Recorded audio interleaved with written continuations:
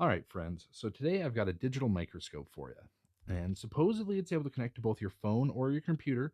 I'm personally just going to try to hook it up to my phone depending on how the apps go, simply because that's how I plan on using this is for future videos, be able to get, nice up close and in-depth view. But let's take a quick look at the specifications on it.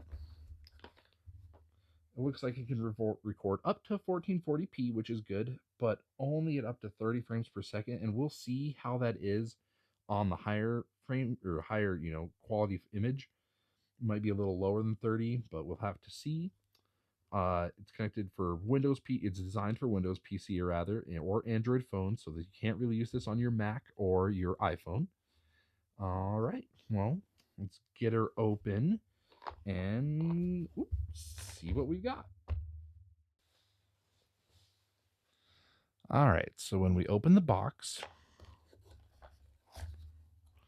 looks like we've got a standard USB-A cable connected to the device. Let's get it out of the bag here. This almost looks like one of those like tattoo removal guns, the lasers. Okay, set that to the side. Oh, nice chrome finish on the base. That's nice. I like that quite a bit. Definitely probably going to have to wear gloves when you work with this, otherwise it's going to be covered in fingerprints, though. Let's see what else we got in here. We've got a USB-A to USB-C adapter and a USB-A to micro USB. Take a look here. That a little software disk. Does anyone even have a CD drive in their computer anymore? What in the world? This thing's tiny. Little driver disk. Interesting. I legitimately don't have a computer with a disk drive in it anymore.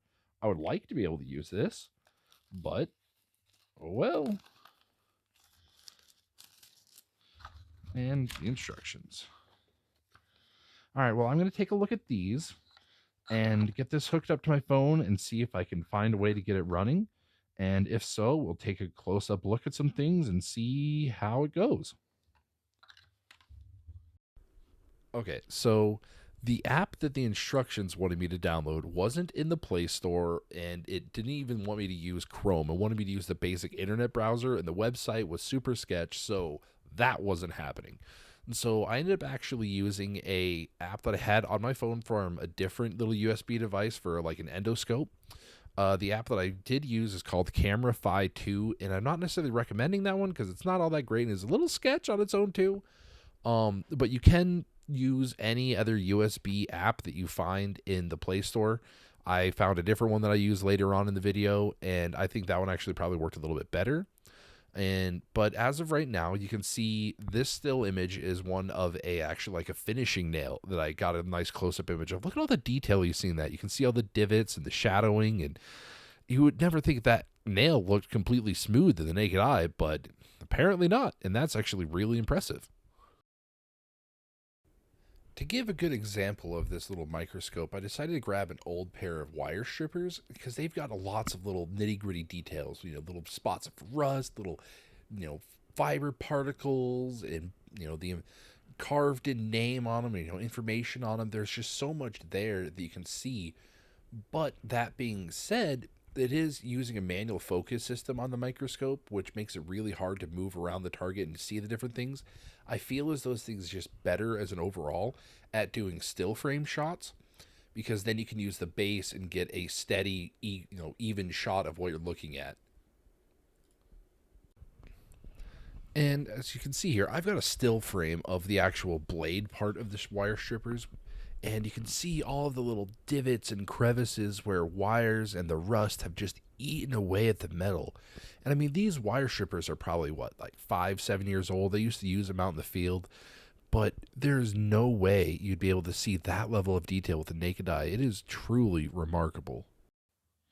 All right, now, and for reference, this is the pair of strippers that I had those super close up images and videos of. You can see all the little rust in there. I've had these things for I don't know, almost 10 years now at this point. And honestly, I'm quite impressed that they still work, but nonetheless, I am even more impressed with this little microscope's ability to get the detail of the little nitty gritty.